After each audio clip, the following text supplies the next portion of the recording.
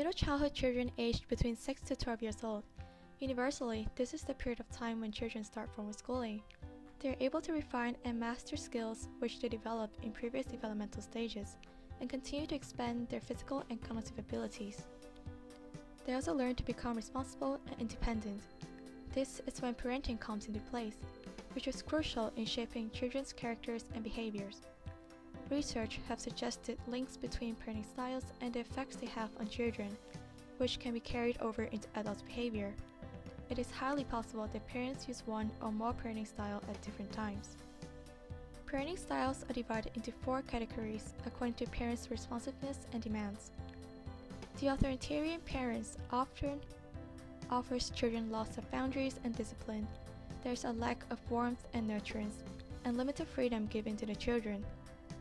Children who grow up under these parenting styles can be quite obedient, but they also lack social skills and self-worth. This is because authoritarian parents are demanding and doesn't offer much degree of freedom to the children to make their own decisions. In fact, this parenting style is quite common in Hong Kong, as the traditional Chinese value of filial piety form the basis of Chinese family structure. It emphasizes on the strict principle of hierarchy, obligation, and obedience. Chinese parents perceive parental control and dominance as acceptable and an indication of warmth and nurturance.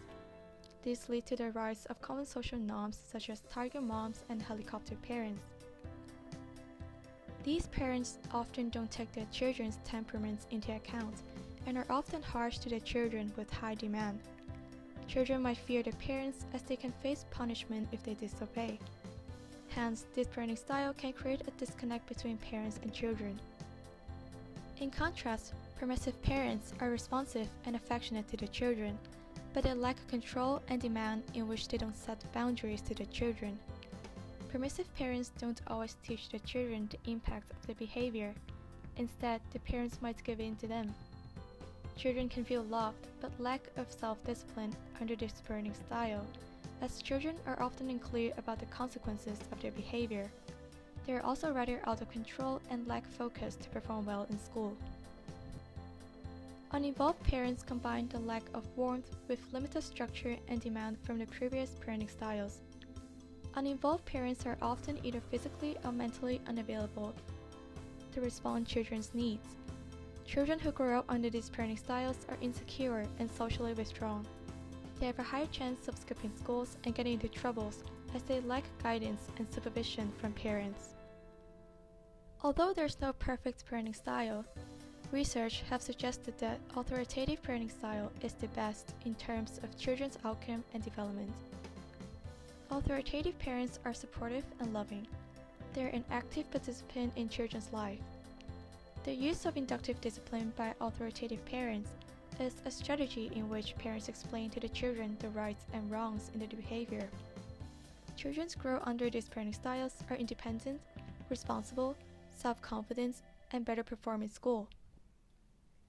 Besides upholding the authoritative parenting style, parents have to be aware of the developmental stages of their children, especially those with developmental delays.